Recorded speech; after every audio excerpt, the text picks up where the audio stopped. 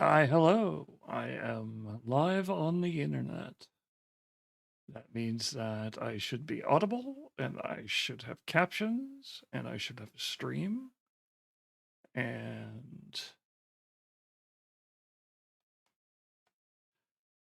say something.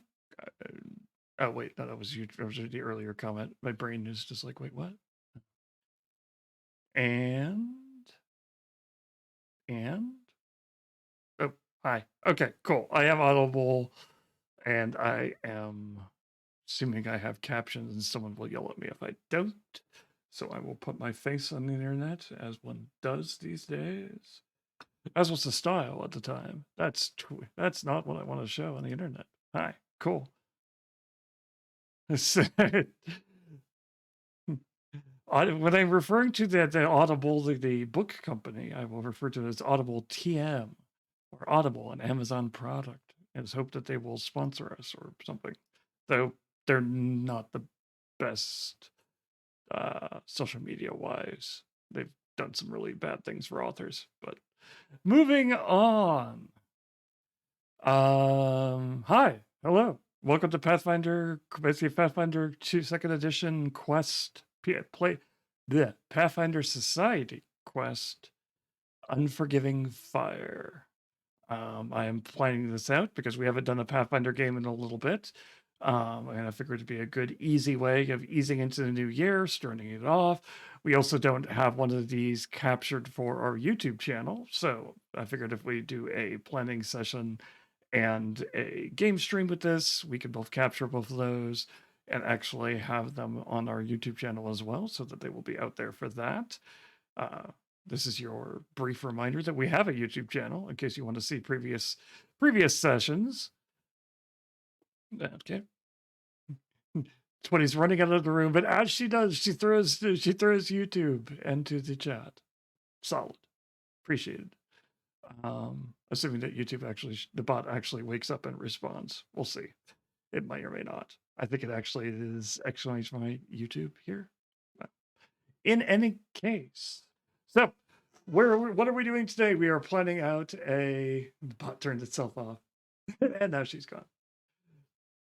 Cool. Thank you.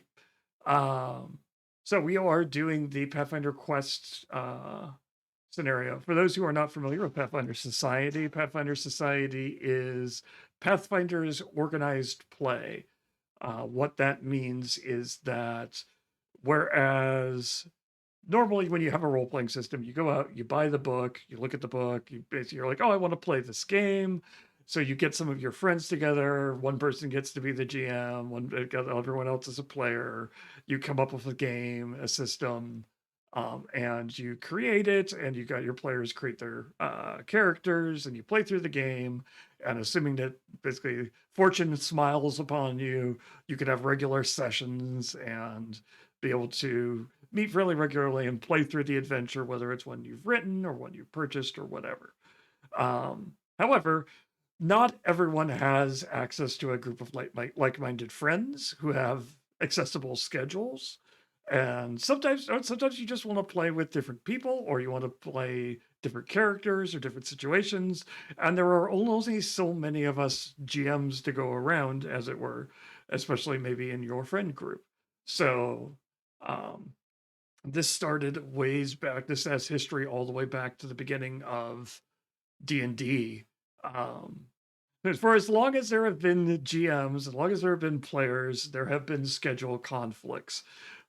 So sometimes being able to play the game that you want to play wasn't as easy as just going online and clicking on a random button on Roll20 or something like that and saying, I want to join a random group, or going onto a Twitter feed or a forum somewhere and saying, hey, Discord server, and saying, hey, I want to join a game. What's available? So conventions were often the only time that some people could get to play the games that they wanted to. And so they would have adventures that would be published that would be meant to be played at conventions. There would be GMs who would show up, who would have sorted out basically a adventure, and know how to run it, and they would offer to run it multiple times over a weekend at a convention. thus giving multiple people, random people could sign up for the game and play through it. The downside to that approach is, of course, that anybody could show up at the table with whatever character. When you're playing with your friends, the character you create there, your GM may have picked a certain set of rules for character creation, or allowed some things or disallowed some things.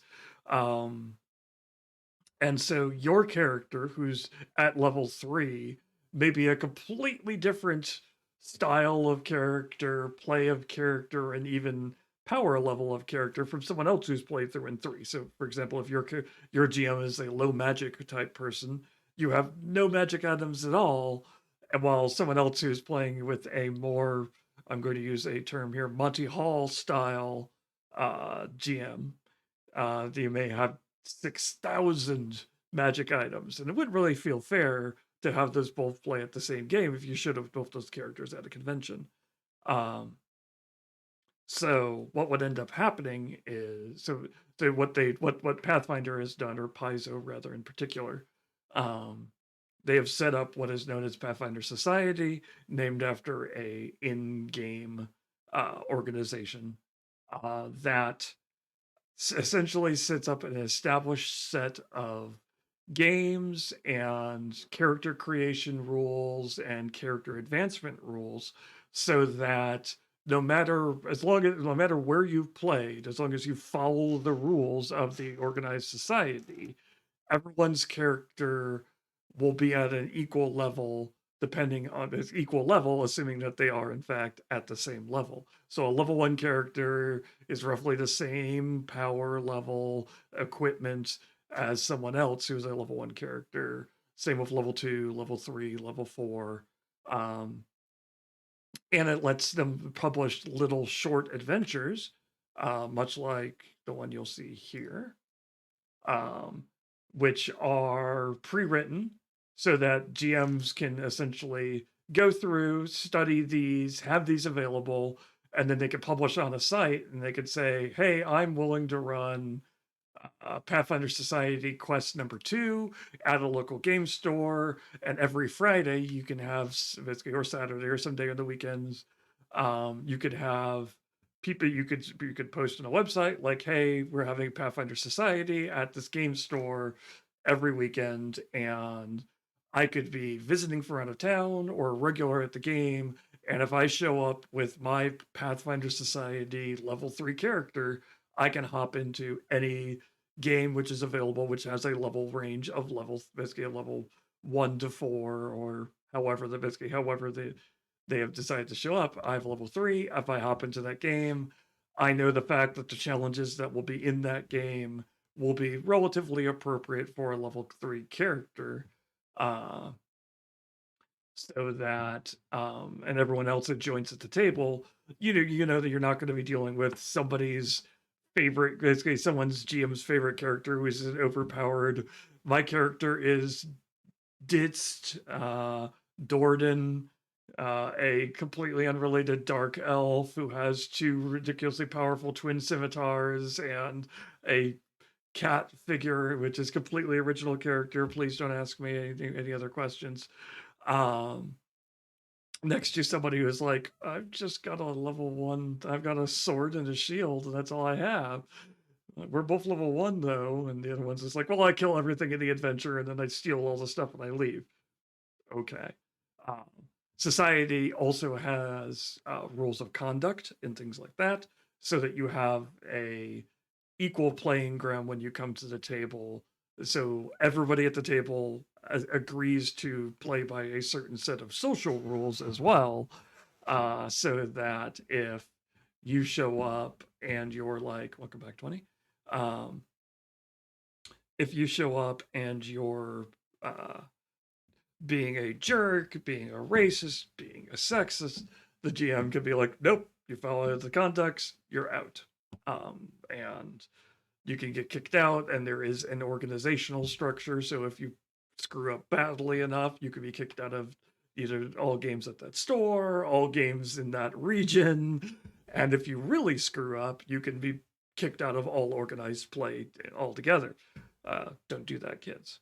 Um, be nice. Everyone deserves a spot at the table. One of the things we talk about a lot basically at Lorelink, and one of the things we've like to make sure that we're doing when we're building the tools, but because game role playing is and always should be a place where everybody can sit down and have fun. We're in a world where basically dragons breathe fire and fly around and unicorns gather and people can cast spells and swords can talk, and there is absolutely no reason why and no one and anyone should be prohibited from being at that table or playing what type of character they want to play at that table. um, in terms of basically, obviously we just talked about power levels and things like that, but if you need to play someone in a wheelchair, what there is absolutely nothing in the world that says you can't have a magical adventurer who is in a wheelchair and is just as powerful as everybody else. I mean, if you're going to be like, oh, that's not believable, I'm sorry, you're obviously playing a different game system than the rest of us are. Any almost every role playing game is an element of fantasy or escapism to it. Basically, so and so having those rules of conduct means the fact that everyone can be welcomed at the table. Everyone can show. I mean, someone can show up on a Friday night in an unfamiliar city and sit down in the game and know that they're not going to be uh, basically running into unfortunate conduct. Role playing by definition is escapist. It really is. I mean, escapism can have a bad connotation to it, which is the only reason why some people might not like it. In terms of I don't need to escape reality. I enjoy reality or something like that. But it is exercising a different type of thing.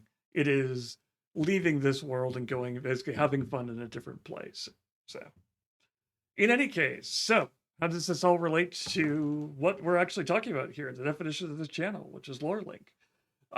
So obviously, when you sit down, basically, if you are a GM who is required to basically show up to these things, you're going to need to have. Normally, you would have these planned out. You'll be like, okay, I'm going to run this adventure, or basically, and at this time, and people will sign up for it, et cetera, et cetera. Um, but you will, if you're at a convention, you may be running multiple adventures over the course of that adventure, over the course of that convention. Um, Also, reality sometimes is weird, and you'll show up and have basically two of the groups that show up. Half the people they couldn't show up for either of the games, and so because people got sick or there's a snowstorm or weather event, and you need to run something else, it's always good to have you want to be able to quickly run through something. And these PDFs, this is a quest, which is what Pathfinder Society calls their short adventures. By short, I mean hour and a half, 2 hours is what they hour to 2 hours is what they say quests should be run at. Their normal society adventures run between 2 to 4 hours. These are designed to take an hour. Generally, when you have any players at a table, if you have a group of serious players who show up and all they're going to do is play through the adventure, you could probably get through a quest in an hour. If you have a group of people who like what they're doing and enjoy talking with each other, you're going to be closer to 2 hours.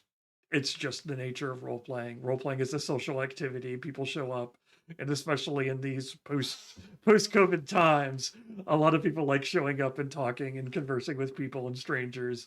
Uh, and because you found a group who have a shared interest with you. That's the fun of role playing, and especially showing up at Lore Link Plays are definitely conversationalist. We are a group of people who enjoy talking. We like to RP as well. Um, and so basically, so you found a group basically role like people who like this, and so you're going to have chatting and talking, and people are going to role play, and that's going to extend things out. Uh, and so you can generally add a little bit more time to these things. Conventions, obviously, if you show up at convention and you sign up for a 5 hour slot, they really want you to be done by the end of those 5 hours because the GM has to go take a break and get water or prepare for their next game.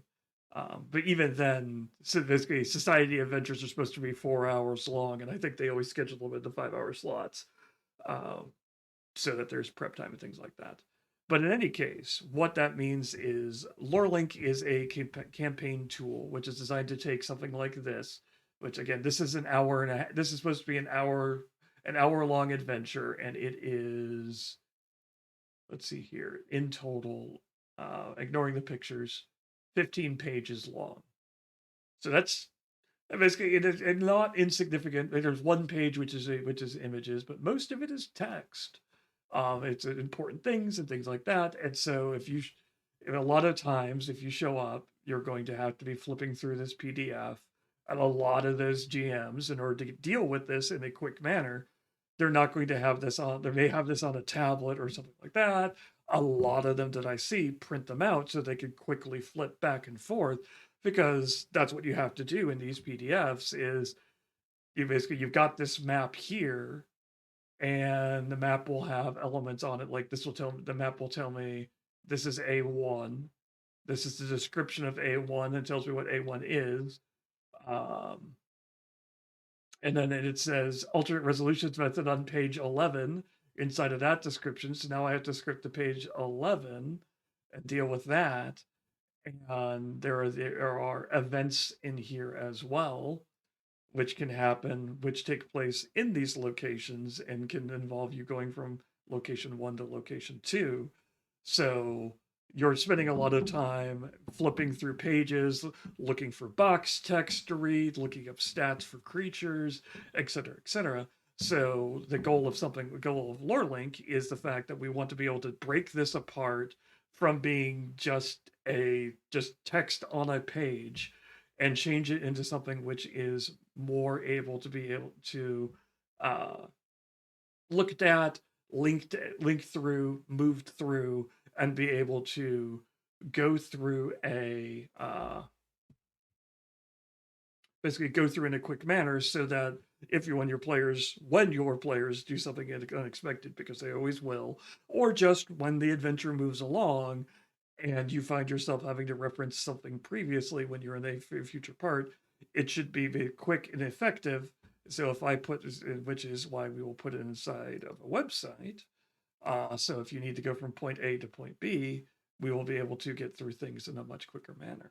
So how do I break apart a quest like this? So first thing you do is when you're looking at this, when I'm looking at this, and I'm going to break this down to put into LoreLink, I'm going to look at this and be like, okay, so what's the general scope of this adventure? So we have the breakdown of what's going to happen here. It's going to tell me, okay, here's the adventure synopsis. This is going to tell me what's going to happen in here. Okay, they're invited by a venture captain. They're traveling to an island. They're going to encounter some NPCs. The NPCs are going to challenge the PCs, and then they have to get to a location. Okay, so that gives me, it's already giving me an idea of like, okay, so we're going to have some locations, we're going to have some events, and we're going to have some characters that I'm going to need to deal with. Then I'm going to scan through the adventure, and I can see getting started, which has this whole section with a little bit of box text. So that's going to be an event I'm going to create. So let's go ahead and start just breaking some of this down. So let's create an event, and we'll leave filling it out as a later activity. We'll just hit the highlights right now. So getting started is the meeting with the venture captain. So we'll go ahead and save that. So that's an event that's going to happen. So we've got the event, we've got some box text, we've got an image in here we may want to show the players, we may want to reference if someone asks. So basically you can see the venture captain as a character in here. So let's go ahead and create the venture captain as a character. Let's get her full name and title.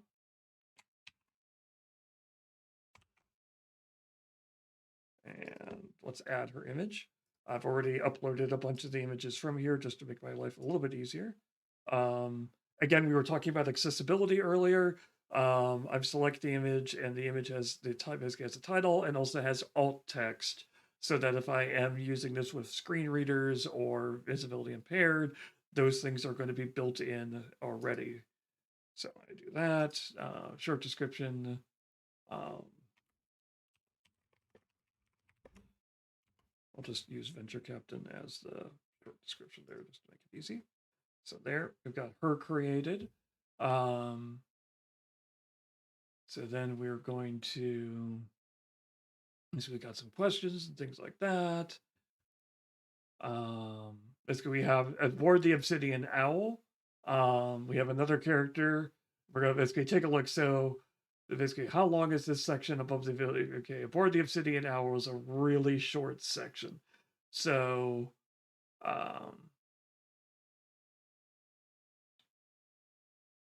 basically there's a little bit of information in here. So we have a question. It's a relatively short section, so we can either basically we may just want to just add it as a section under the getting started event, because while there is a character in here, it's up to you as a GM whether or not you think.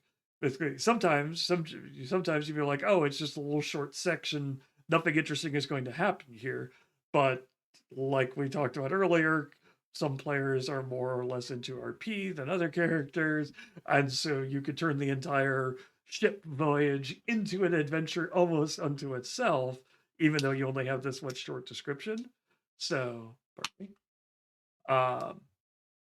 And so it's up to you if you want to basically break this out. If you feel like your players are more likely to interact with this section, then you could break it out into its own section. You can go ahead and let's create another event, and we'll call this one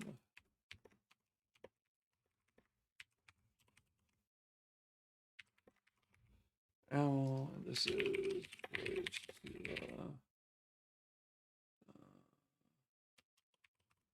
go to the temple of that. Temple. So we can create that. If we wanted to organize these and actually have them show up in not basically in an order of what they have when they occur, we could just do a simple pop in, change this one to 02. If we wanted to link them and basically say one gets triggered with another one, we can go ahead and associate the getting started event with it, create trigger. So now the getting started and these two are linked together. We can associate a trigger back. And we have a trigger between those two. We get started as a 01. So now if I go to events, I sort by name, 01 followed by 02. And I'm going to have to fix that because otherwise it's going to bother me that there's not a space. It looks nicer and cleaner this way. There we go. 01, 02. So now I have them in a form of order, so that if I want to be able to look at this list and figure out exactly what order they happen in, I can look at it that way. I also have them linked so that if I'm in this and I want to go to the next one, rather than having to click all the way to events and have to sort through that list and figure out where things were, if I didn't want to just number everything, I could just go, where does this one trigger to? Oh, it triggers to on board. Boom. Now I'm on the onboard event. Simple as that. All right, let's keep going through. So here, basically, it shows you the map, and it basically it starts to talk about that location. So obviously, inside of any Pathfinder Society Quest, a lot of those adventures, or even in the scenarios as well, they have a lot of, most of the time, if they give you a map for something, that means that your player characters are going to be exploring through it. And so you're going to want to create a location for that. So we want to create a main location inside the world. So let's create a location. We will call it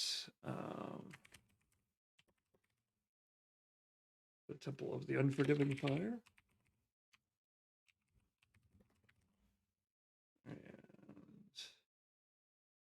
let's see if did they give us a description for it?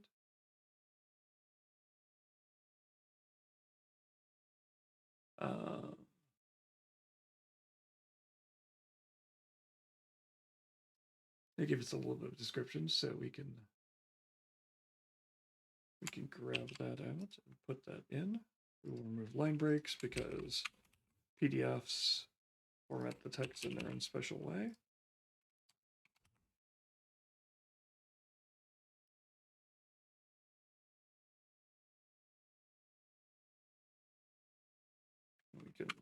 move some of the other stuff out of it. We have that.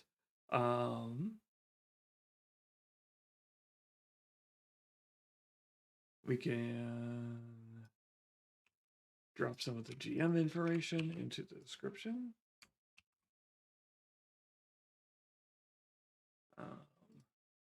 And we also have this last section here, which is child description. So a lot of times in these adventures, when you get a map like this, they will give you a description at the beginning of what the place looks like and what everything inside of the everything, basically every room inside that area, what rules it plays by, essentially. The most common are, we will like just to add some as example, are made of basalt and are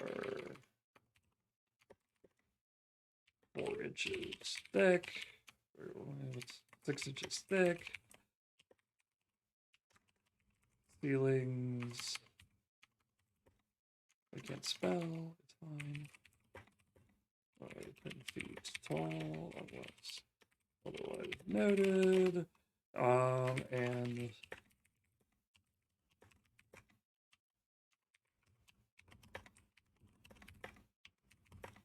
every 5 feet. No, let's say 10 feet. So basically, by adding this description here, I know that basically it's called child description. And what that will do is I can create child locations underneath the Temple of the Unforgiving Fire, which are going to reference these areas, A1, A2, A3, and A4. So let's go ahead and we'll just quite quickly go ahead and create those. A1 is the Temple Foyer.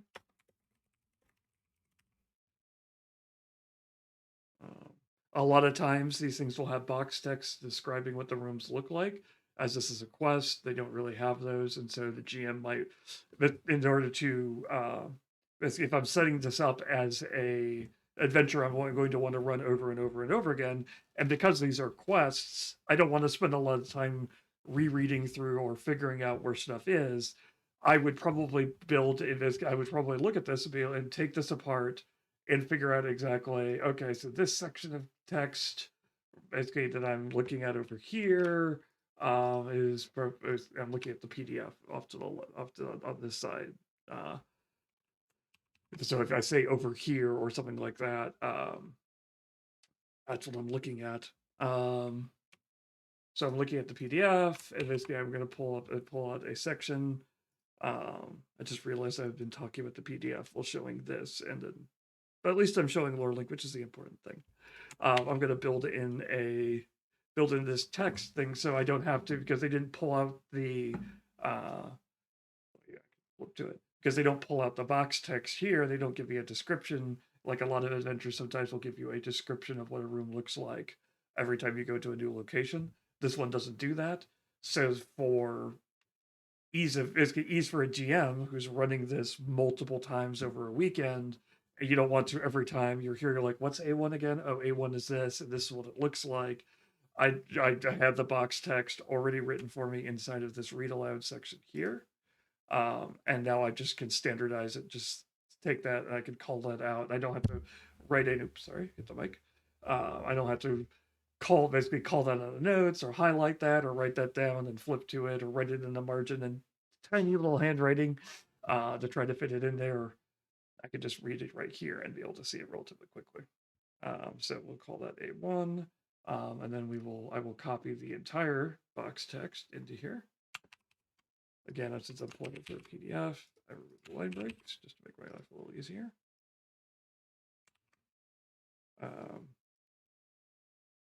And because of the way formatting works, it calls those out. And we'll come back to some of this here in a bit in terms of what we could do. Ways we can spruce up this text to make it even easier. So let's just save this. We've got this alternating resolutions method on sidebar on page 11 that we may want to call out as an event or something else later, and then link to it. So we'll have to remember that as well.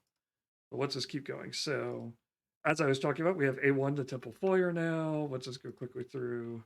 I'm just going to quickly go through and add, oops, stop that. Hall of Rancor. No, not the Star Wars character. I can hear Tony already perking up and paying attention. Now he's going to go back to whatever he's doing, muttering about how dare you get basically, how dare you call basically say Rancor and not actually mean a Rancor.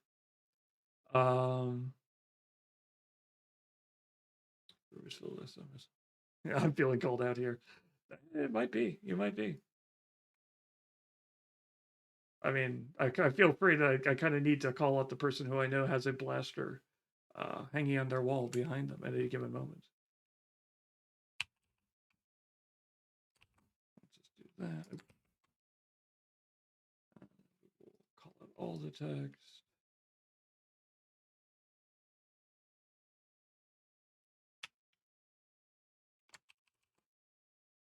Oop. Here's line breaks. Copy and paste. Actually, this is only should keep paragraph breaks. Just one right now. The fact that you have to clarify right now tells me something. Drop that in there. Save that. And 3, which is the demolished refectory.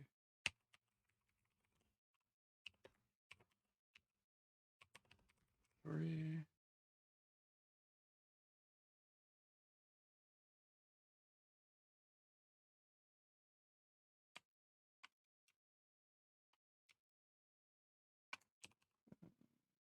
Read aloud. Oops. Let's do this, do that, line breaks, boom, copy, paste. Description is the entire text. Remove line breaks.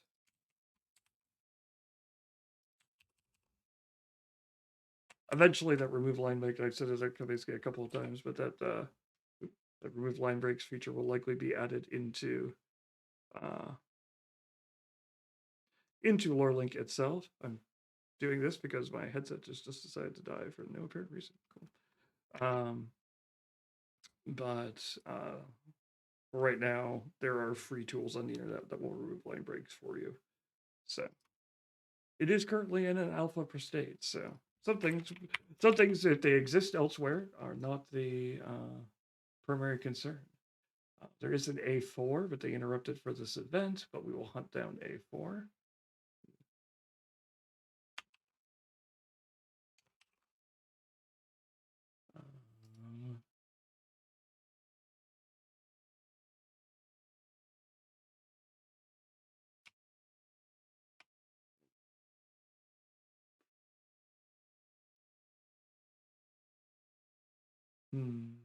Not a really good description right now in the text, so we'll just pull something out and then we would come by, and likely off stream before we actually run this, I'll come by and convert this into a more interesting text.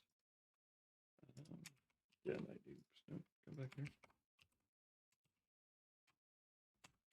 Boop, boop.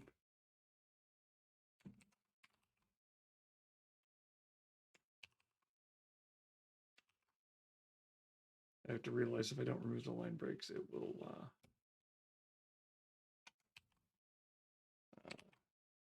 look fine in here, but then as soon as you try to move it around at any point, it will break the formatting and it'll look ugly. So let's make sure. Okay. So we've got A1, A2, A3, A4. We do have a few things which have popped up inside of there that we could deal with. But let's talk about the location itself. So one of the things we talked about earlier is the fact that when you come into an area, like we can see here in the PDF, where you have a map, a lot of times you'll have these areas called out, A1, A2, A3, A4, and we know the fact that those refer to the locations earlier. And as such, we know the fact that we may or may not may be hopping between those locations. So they may go to A1, they may want to go to A2 or A3 or A4. And so because of that, we may want to create a map, basically pull in the map for this location here. So let's go back to our actual lore link. And so you're looking at the map, and so you're going to want to add the map as a location.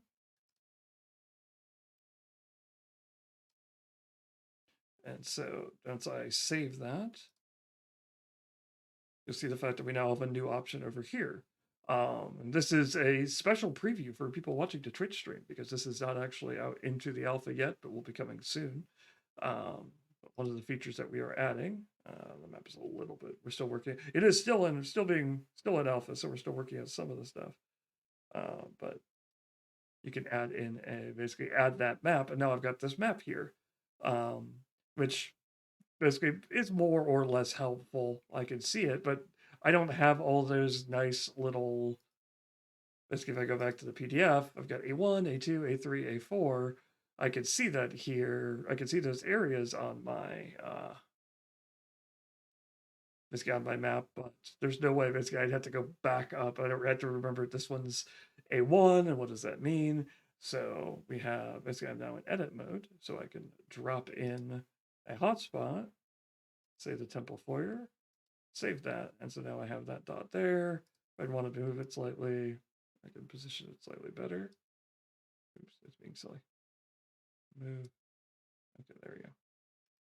Okay, now in edit mode, I can add another one over here for one below is A2. So let's add one down here for A2. Let's add one over up here for A3. We can add one in here for A4. Okay. I can go back and you can see, again, the map is a little bit weirdly stretched because of we're still working on formatting things like that. The dangers of showing things which are in alpha, but go over here. There we go. All right. Actually, that's A4, which should be over here. A1, okay. And so if I actually I'm actually coming here and I'm going to look basically when I'm actually running the adventure, while I'm in view mode, as it were, I've got these locations that highlight and show up. And if I click on this one, I'm now taken to A1. If I go back, look at the map, I can go to A4. And so now I can quickly navigate, use this map. I can also, eventually you'll be able to just right click and open in a separate tab. So you don't have to keep popping back and forth. You could just have multiple tabs open that let you go between all of these different locations. So the fact that it's really easy and quick to be able to hop between all these locations, so you don't have to figure out. Basically, looking at this map, you're like, what are these locations? Where am I going? What do they mean? You can have this up, and you can quickly look at them and figure out where you're going. Basically, basically where your players are going.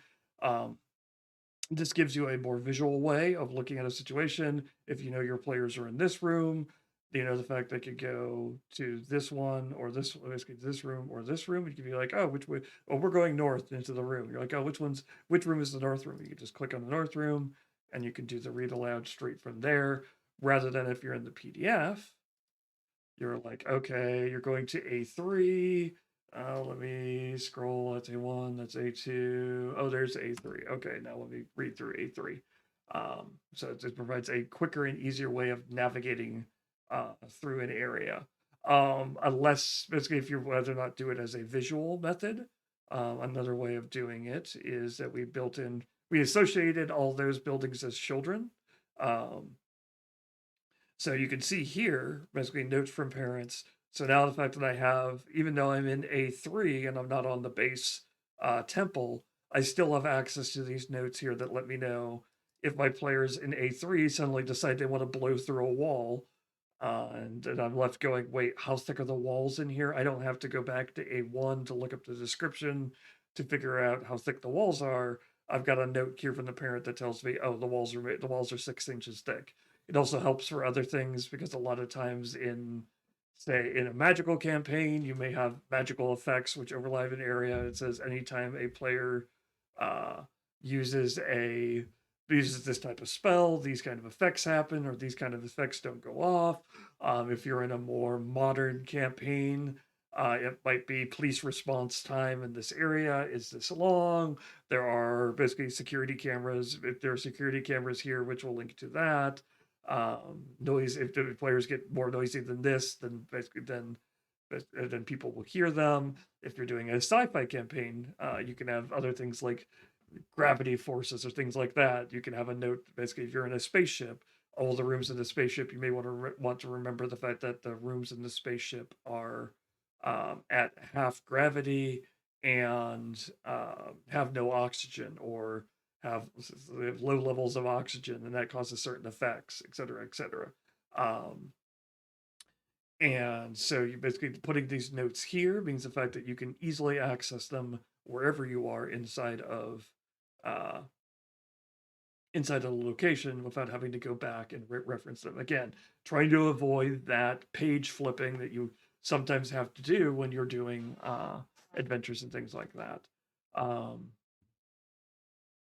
So speaking of page flipping and things like that, I talked a little bit about going back, and actually let's go and add the other two events in here. So looking back at the PDF, we could see the fact that the PDF, basically after listing all of those locations, then gives you two events. Event 1, Trial of Embers, and then there's a event 2, basically Malika attacks. So we're going to want to go ahead and add those two events. I currently in edit. Basically, if I come in here and the screen looks like this, I know I'm in edit mode and I can't add anything. So, or rather view mode. So let's switch back to edit mode, and now I can actually create things. So I go in here and I go to 3. This is, oops, I was talking about Learn Link, but showing the PDF. There we go. The problem with flipping back and forth, I have to keep an eye on what is actually being shown on screen. But the more I do this, I realize that there's limited screen real estate, and so I feel like I need to flip back and forth rather than splitting the screen, because if I feel like if I split the screen, I'm losing detail on both ends. It doesn't really helpful because people can't see. Not everyone has giant 27-inch monitors in front of them that they're looking at. So that's why I keep flipping back and forth. Maybe I'll trial out a split screen setup at some point just to see if it actually works out. So this is 03, the Trial of Embers.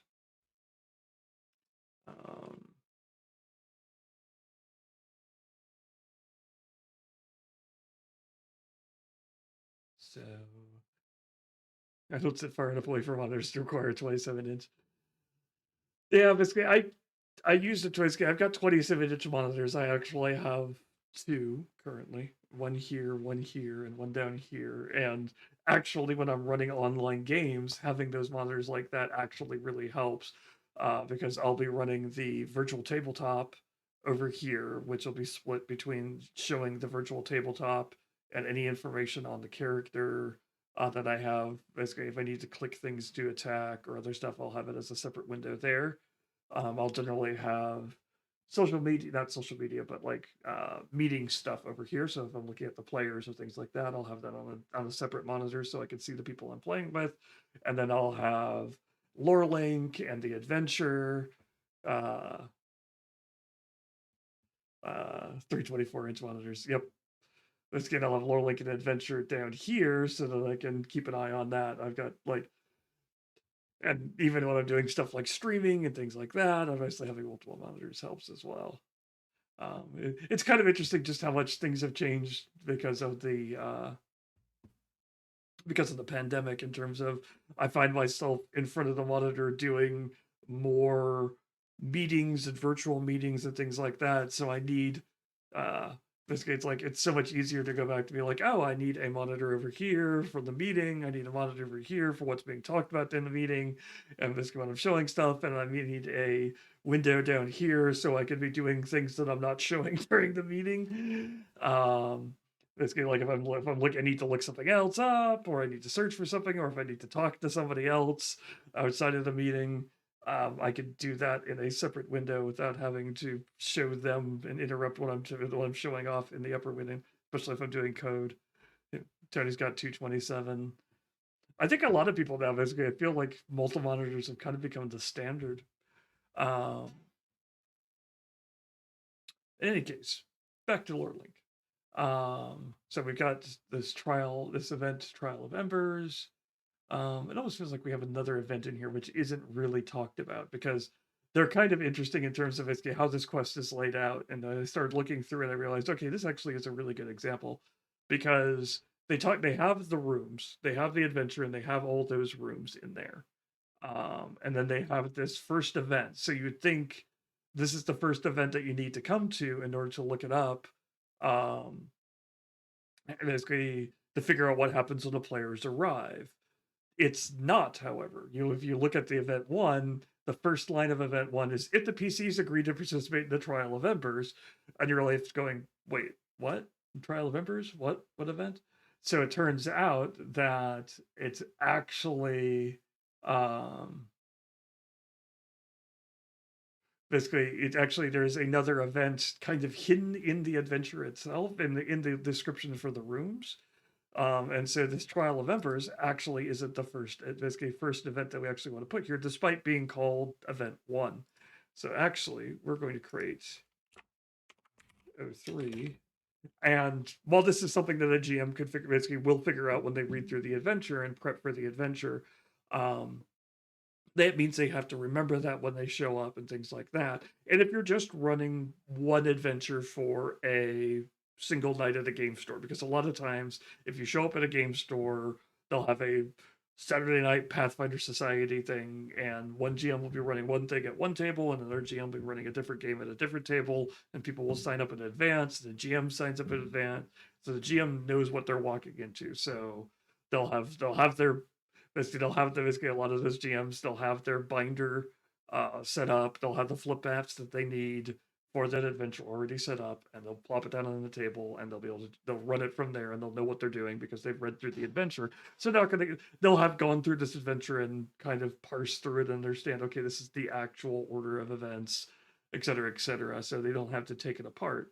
Um, but if again, like we were talking about earlier, a lot of times GMs will show up to conventions and these organized play scenarios, and they'll be running multiple adventures on multiple days. Like they'll show up on Friday, and all day Friday they will be running one adventure.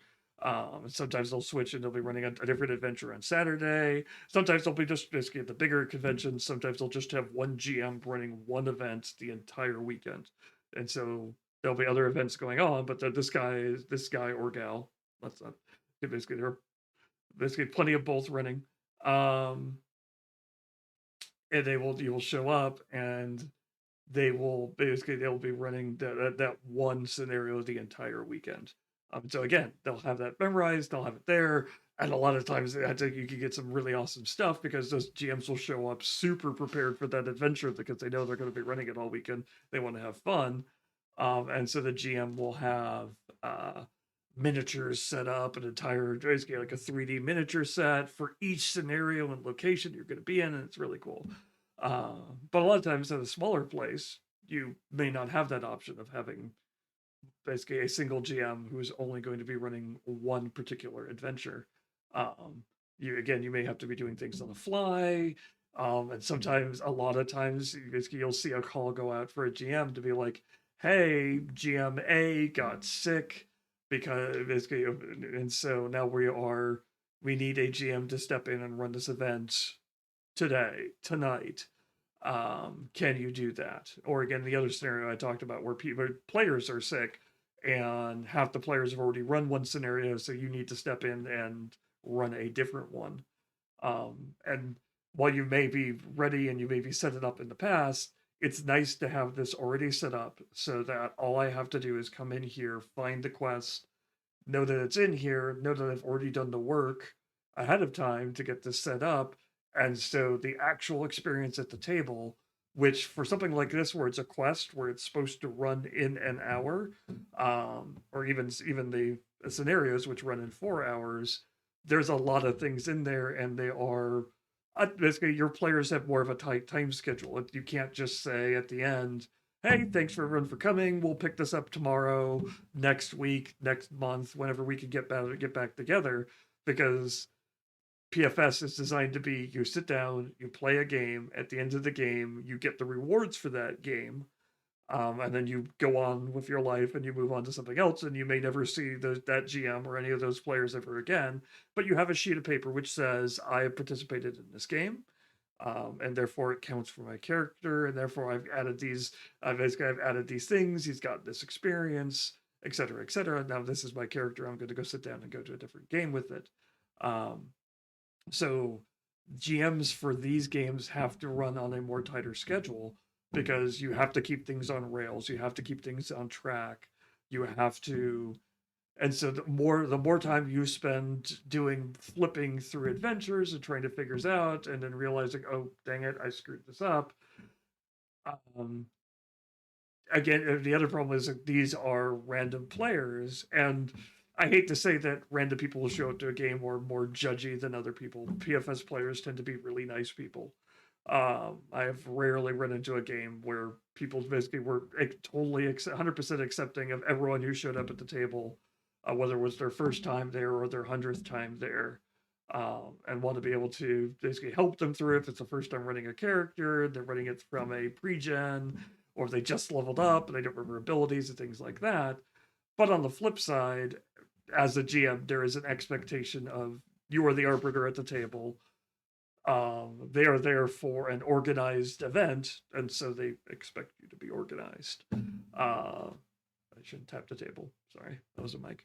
Um, and so going through and doing this organization, things like that ahead of time means that there's less likely of you having to go, hang on, guys, we're something that was supposed to happen a ways back. I just saw it. Sorry. Can we rewind and restart? When you're in a home game, players are forgiving of that. Everyone is most of the time. If you are a player, be forgiving of that. A GM has a lot going on. Please, thank you. Um, However, the expectations differ a little bit, especially at a paid convention where you have actually paid actual money to show up to this event. And you're expecting a higher level of professionalism because you paid for it. Um, in any case, so we call this.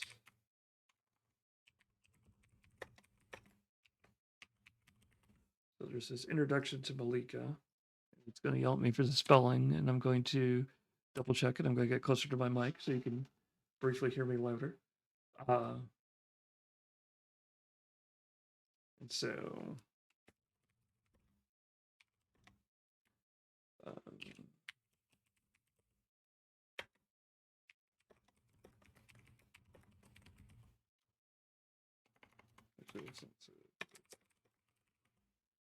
um, okay. Excuse me. And so a description.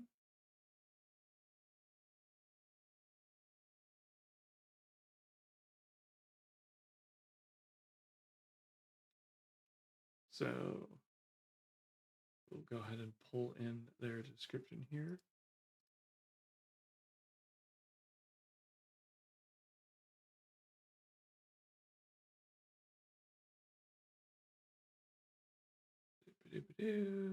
Pulling this, blah, blah, blah. Again, line breaks. Boom, copy. That. Um,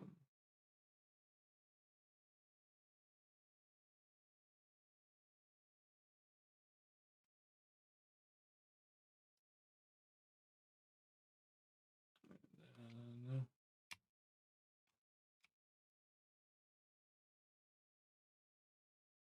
Grab the second part of this thing right here. Come in, pull it up. Deal with the fact that it's going to dump in a bunch of stuff because we crossed the page. Line breaks.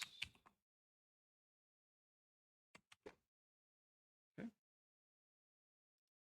So now we've set up O3, so we know that goes there. Now we could actually go to O4, which is listed as event 1.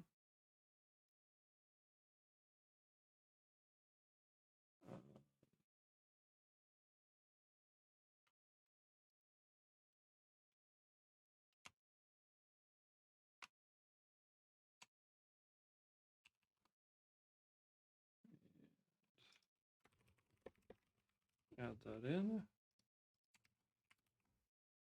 Line breaks. And put this in. Oops. We put that into a short description. The games, my system's like, excuse me. That is not a short description, sir. Please make a short description.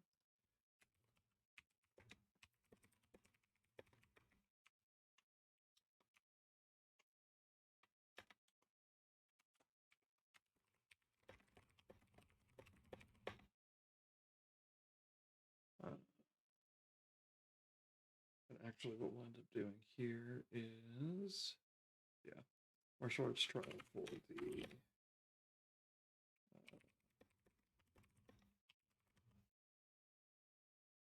that, save that, and underneath that, so inside the Trial of Embers, basically the Trial of Embers is a multiple round trial. So we are going to go ahead and break those into essentially O4A.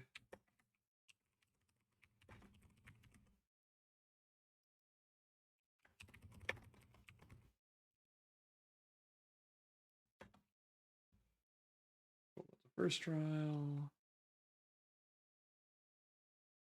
Again, we'll do this quickly. Line breaks, boom, go. Line breaks, boom. Oh, I screwed up. There's a page break in there, which is gonna look ugly.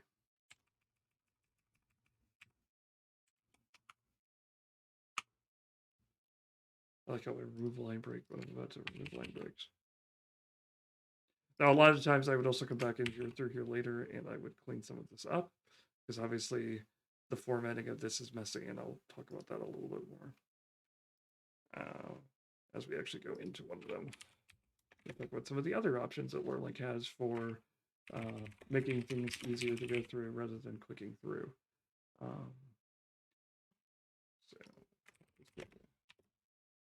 quickly blurs through these. Trial 2. Where's line breaks? Hold that back in.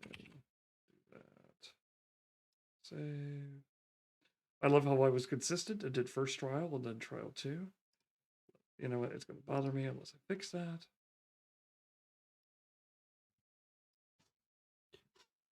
That's Iron Talon, not Itron Tone.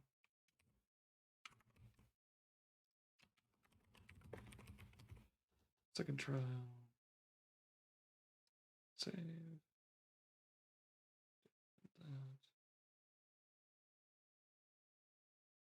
Always the great part about doing something like this is when you start going through and you're actually using your own tools and things like that. You go, okay, I need to basically remember to do that. I need to fix that. Or, you know what, this thing is getting a little annoying. Like just now I was thinking through the reason why we run these streams and things like that is because the LoreLink is an alpha. It is still a growing product, which we're still adding features to, like the hotspot locations is something we're just adding in.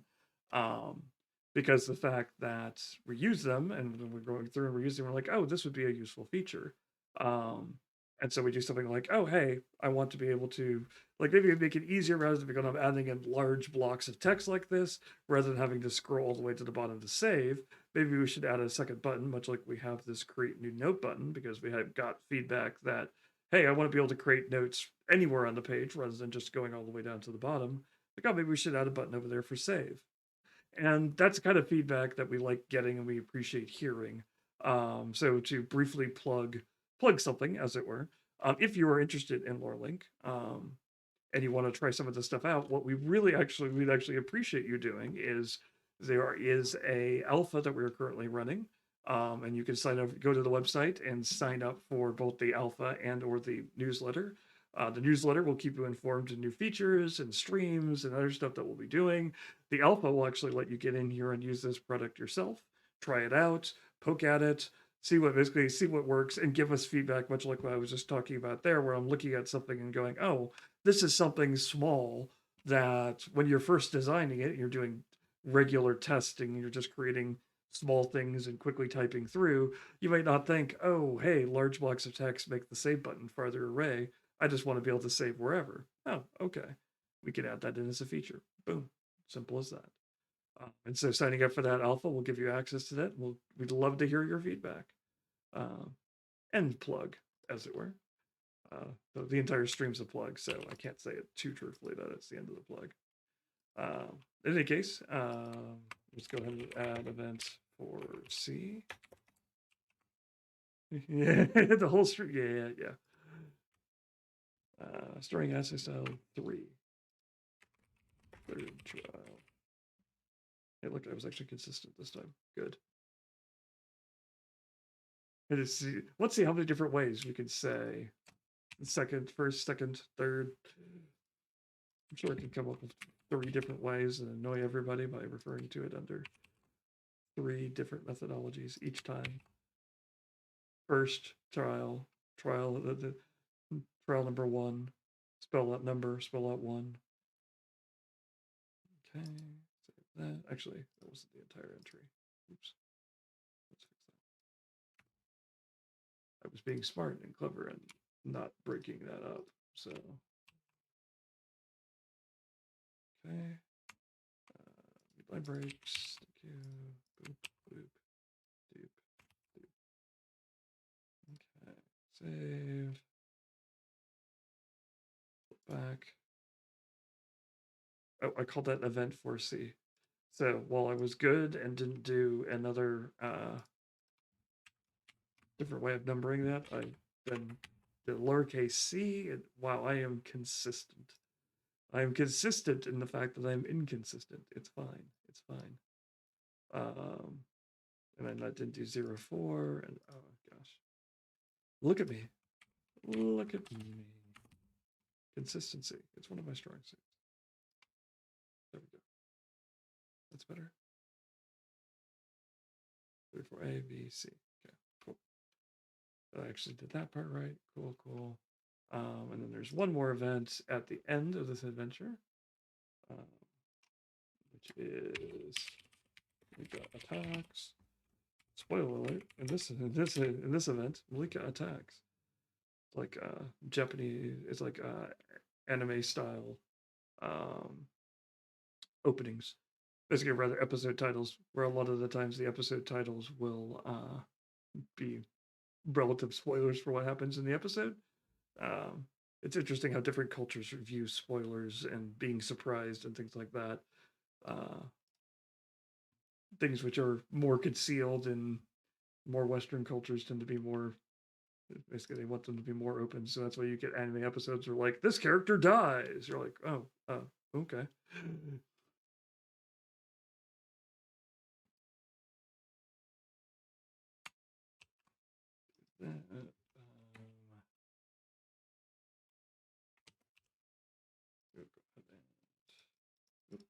Hello?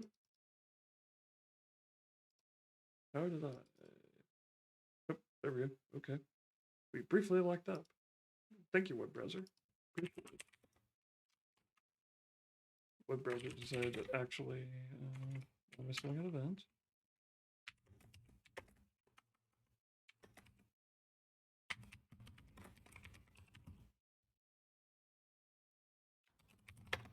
After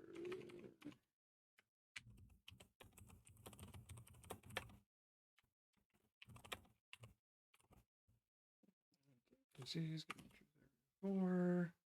Boop-a-doo. Okay. I also lost my. Oh, there we go. It's back. Okay. Briefly lost the side tone in my ear, so it was. How long does it take you to input a PFS quest into LoreLink? So we've been going at this stream for about an hour. We'll say that there was probably about 30 minutes of prep before that where I was looking through the adventure and adding in the images. So that's an hour and a half so far. It's going to probably, in terms of formatting and other stuff like that, I would probably say that there is probably another hour worth of work. Basically, again, this is a slightly odd situation because I'm talking. I'm talking with chat. I'm interspersing with anecdotes and other discussion things and things like that. So it looks like, I would say, basically my guess would be, given that this is about an hour adventure, it's going to take me about 2 hours, 2.5 hours to basically put this in. So it's an hour, 2.5 hours of prep for an hour worth of playtime. Now, is that going to be basically, so if we expand that to a larger adventure, like a actual scenario, which is a 4 hours, yeah, but once it's in, it would probably, you're probably looking at 8 hours of things like that. And once it's in, you can run it at the drop of a hat. Yep. So it's the idea for, in terms of, it is a, if you're ever only going to ever run this once, does it make as much sense to use lore link? Yes, maybe no. It depends on your play style. Not every GM runs things exactly the same way. Some GMs prefer the cold tactile feel of paper in their hand, and they're going to, basically, that's how they did it in 1976 when they first ran chainmail. Those dates are wrong, and I know it, but I'm just going to say them anyway. And then they went to, I think it's been around 60s. And some people prefer to have everything available in a PDF, and some people prefer to just run everything straight out of the VTT. But what LoreLink is there for is for pre-built adventures. It's there to help reorganize it, to make it give you the option of reorganizing a pre-built adventure into a style that either lets you run it faster and more consistently, or B, let you build it out in a style which is better suited for your particular, basically, you're in more of an online linked reference. You want to be able to click through things quickly type person. Um, that's what Lore Link is used for in a PFS type situation. The other type of situation it's good for is if you are a GM who's building out a campaign, then obviously Lorelink is a completely different type of animal for running basically building your own world, um, because you are going to be using it to organize all of your thoughts into one place and then start connecting the dots. Unlike in this situation where I have a PDF and everything is connected from start to finish, if I'm building my own world out, I'm likely going to be, there are different, basically, again, much like writing, there are a lot of different ways to come to actually writing a campaign. Um, some people are more scattershot. Some people are going to come in here and look at all these options at the top. Just going to save this.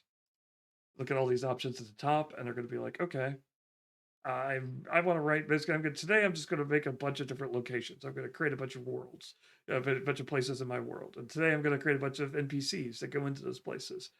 Um, and I'm going to create villains and things like that.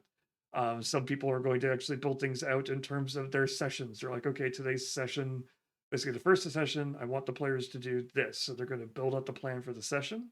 Then they're going to look at the session and they're going to take it apart. And they're going to be like, okay, here are all the parts and pieces I need to build that session. Some people are going to start from a timeline and be like, here's the history of the world and the history of the game. And they're going to build it out from there. Um, and they're going to write things in an organized, straightforward, that A happens, then D happens, and B happens, and C happens, and they'll build off of that. And that's one of the things I like about the way we've built LoreLink is that we've made sure that no matter what your style is, you can, like we've seen here, I've hopped around, I've created events, I've created locations, I've created characters, and basically once I've created them, now I can link them back and forth. Like, for example, we just created that. We have the introduction to Mika, which takes place in A2. So we may want to associate a trigger, and we'll go A2, create a trigger there.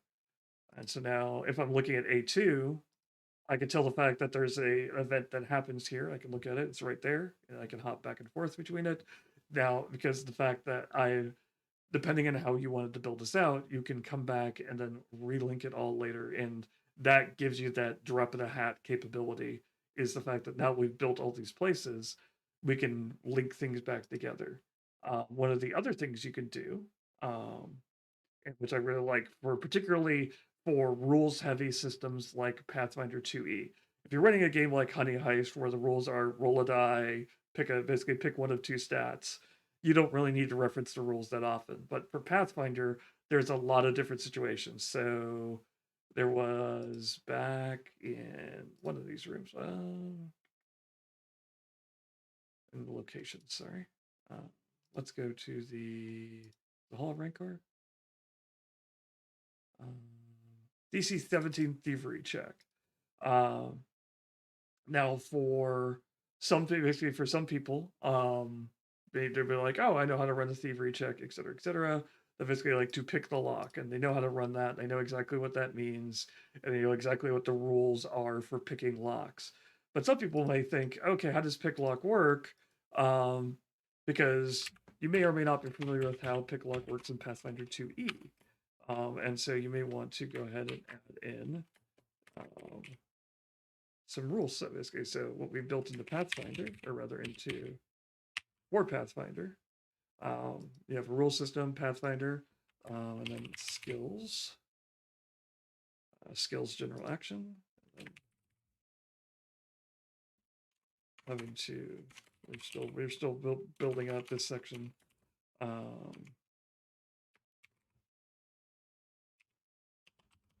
Thievery, what is this under? I should have looked this up ahead of time. And so that's actually for lots of like treat wounds and things like that, I think. This is where I'm on the spot and having to going off my script, as it were. Rule systems, Pathfinder, skills. There we go. Just skills. That works too. There we go. Thievery. So now I can create, basically, I've built that out, and now I have this thing which basically calls that thievery. So let's actually move this over.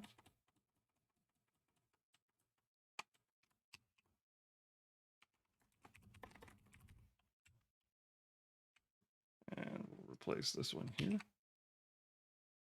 And I'll replace that because I deleted something. So what I've created there, let's go ahead and save that. So what I've created there is just lots of, basically, you come into a situation, there's like a DC 17 thievery check. You're like, okay, oh, it's just thievery. So I got rid of that. So now if I actually click on thievery, it'll take me to Archives of Nessus, a wonderful site, which gratefully we are grateful for, has provided us basically the ability to actually look into basically a index for their site, so we can actually build this out. But we can actually go to their website and we can see what the pick a lock action is. And it says, okay, basically this is how picking a lock works. It tells me what the skill is. It tells me how many actions it is. So all of those things which are not necessarily listed right here, it just says DC 17 thievery check to pick a lock. And some people will know automatically what that means, and some people are like, will realize, oh, pick a lock is a 2-action thing. So if this happens in combat, you have to know it's 2 actions. You may not realize what thievery is based off of. And so you're like, oh, thievery is just, it's deck space. No, I know it's next deck space, and I don't have to go looking any of that stuff up. Again, we're talking about a situation where you are at the table and you're wanting to be able to quickly move through these situations, because your players will come up to you and they'll be like, oh, let's do this or let's do that. And you don't necessarily want to have to, it saves you that just a little bit of time. Like, you can basically, without that, you could definitely just go to Archives of Nessus, like the link we just got, like it just got linked in chat. You could type it in, then you can come up here to search. You can type in thievery, and you can look for it, and it'll show up, and then you're there. And that's not too much time, but it's a little bit of time. But you're basically, as opposed to right click and you're there, it's basically, it's going to save you just a little bit of time. It lets you keep going, lets you keep talking with your players, let you keep being engaged, because the role of the GM, especially in a rules heavy game, is both referee and head improv person. A lot of the way I like talking about role playing and things like that is role playing is a improv session you hold with your friends where the results are random, basically where the results can change randomly determined by dice. That's it. You're doing an improv session with your friends, and your job as the GM is to take the random results, interpret them, and basically talk about what's happening, and then keep working with the players as they throw things at you to keep to keep the flow of it going. A lot of basically, I've had a good number of friends, one in particular, basically who actually went out and joined improv class because they realized, oh, if I want to be a better GM, I need to have better improv skills, because that literally is the core of role playing, is that being able to react, that idea, the fact that your players are at the table, they're joining in this, what we talked about earlier of escapism and things like that, they're joining all in together with this, and your job as the GM is to keep it going, keep it moving, um, and keep players from breaking out, basically keep the train of thing going, because they talk a lot about it improv, especially if you're doing live improv in front of like an audience. Um, the important thing is never to stop and shut things down, but to take things in and to keep going, and basically and keep the flow of the scene going, because no one wants to show up to an improv show and basically one person basically cracks a joke and it says, but what about your grandmother? And you're like, the other person would be like, no, I don't have a grandmother. And then they just sit there and they stare at each other for a bit, and you and the audience get uncomfortable and you want to leave. Um, that's called a bad improv show. That doesn't work well. Same thing happens in terms, basically on a lesser scale, when you're GMing a game, especially again, if you're in a situation where people have paid to be here, you're in that same kind of situation. You're in a, basically, these people have come to you to take part in a professional type setting, by giving you money. You've gone from amateur to professional. Um, and you want to keep things moving. You want to, basically, you don't want to drop the ball when your players say, I'm going to do a thievery action, I'm going to pick a lock. How many actions is that? And it's much nicer to be able to go, oh, thievery is 2 actions, because you right clicked, you looked it up, boom, you're done. Um, Same with monsters and other stuff. You have a lot of times you'll have a situation where, let's go ahead and, so let's throw in basically there is an angry orc in the room. Basically, if you basically all you have is that, you're like, okay, what's the stats for orcs and things like that? You're going to have to go look that up. But if with the rules reference system that we've added, rule systems, select, it has decided to slow down a little bit. I have a feeling I have done something to anger my computer, and it is decided to slow down. So I apologize for the bit of a slowdown. When you're running streaming stuff, and you have when you have a streaming thing, a notorious GPU hog, and any Adobe product, which is of course yet another notorious GPU hog, and then you're running Chrome, you're in for a bad time. All three of those things are bound and determined to fight to the death over who actually gets your CPU at any given moment. So we have Orc Roof, Orc War Chief, Orc Warrior. So I can click Orc Warrior. And so now, basically, we come into the room and they're like, oh, there's an angry orc in the room. The PC just straight nopes right out of there. Yep. Now you're like, oh, okay. Basically, again, if we're looking, if it's saved that. So we can actually look at that as in the view mode. The view mode is what we have for what you're actually running it. When you're not wanting to do necessarily a lot of editing and other things, we want to clear those things out of your way, so that you can actually get to it. Did it just wipe my thing? It did wipe my change. Very rude of it. Why did you do that? Chrome. Why can't you act as normal?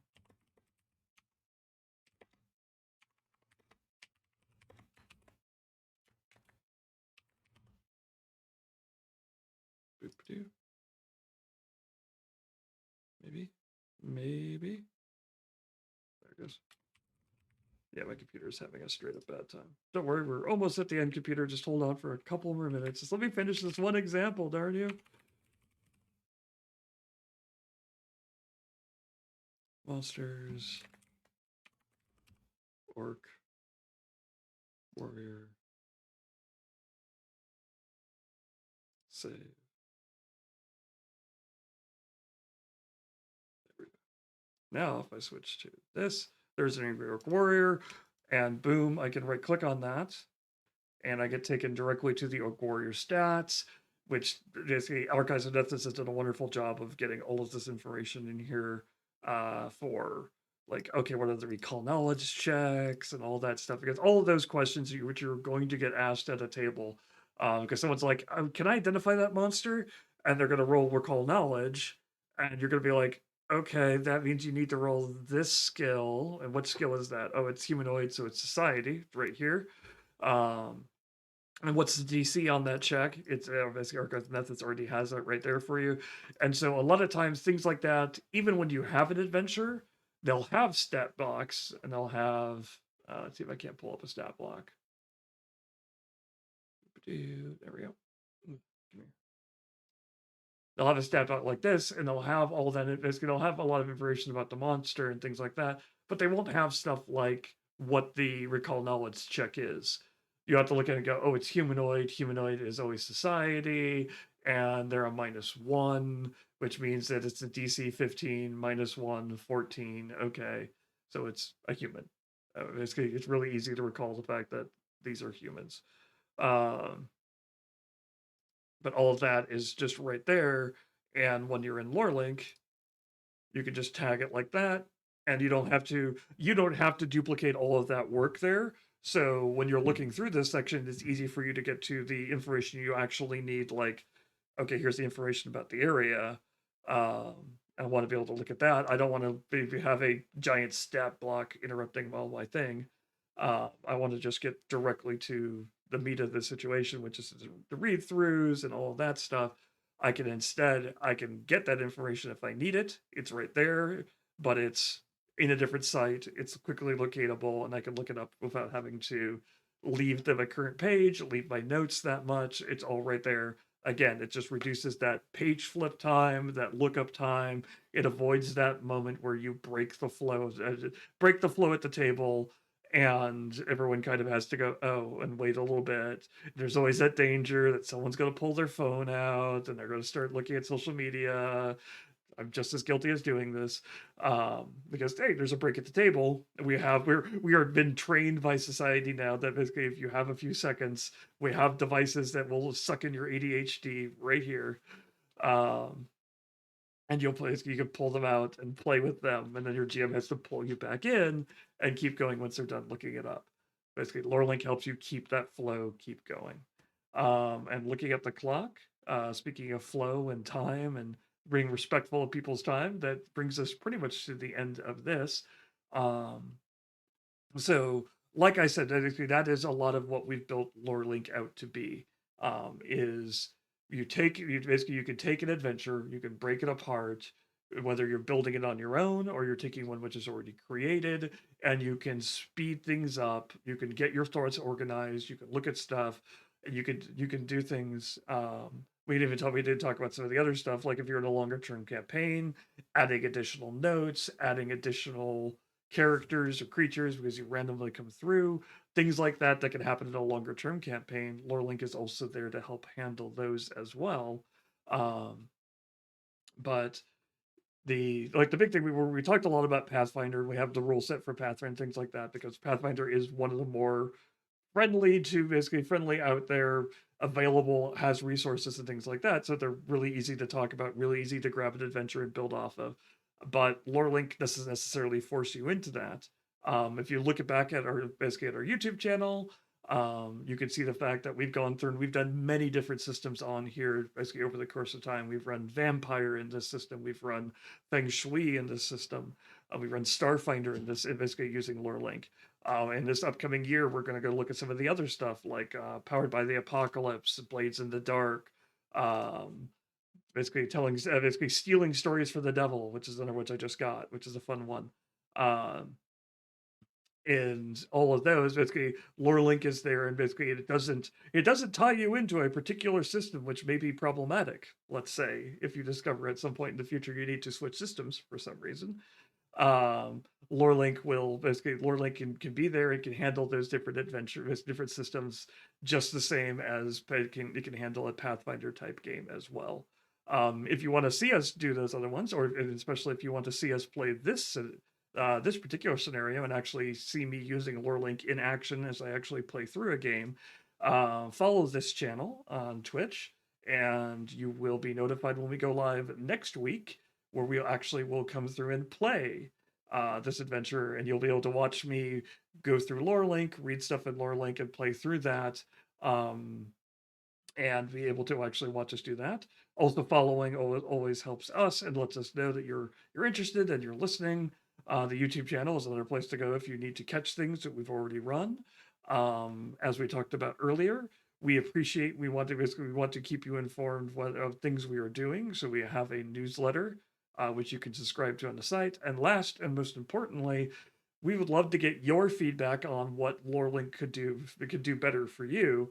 And for that, we actually have an alpha, and we would love to have you sign up for that. Go into lore link, poke around, kick the tires, as it were, take a look at it, and see what works for you, what doesn't work for you. What do we basically like minor things like it'd really be cool if the save button was there.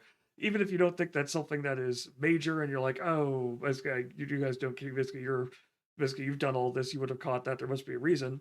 Sometimes it's just we didn't think of it. Sometimes it's just little details that can basically don't get caught in testing, that can make major improvements when they build up over time. So please, if you are interested, basically please come into LoreLink, test it out, let us know what you can do. We want all the ideas. Yes. We can't promise that every single idea you give us will be implemented, but at least we know that people are thinking about them. We can at least put them on the board in terms of being considered. If we don't know that you're basically it's something you need, we are less likely to be able to do it ever. So thank you for listening to me talk about all of these things and showing these things off. I hope to see you all next week as we play Pathfinder Quest 2 Unforgiving Fire. Catch you all later.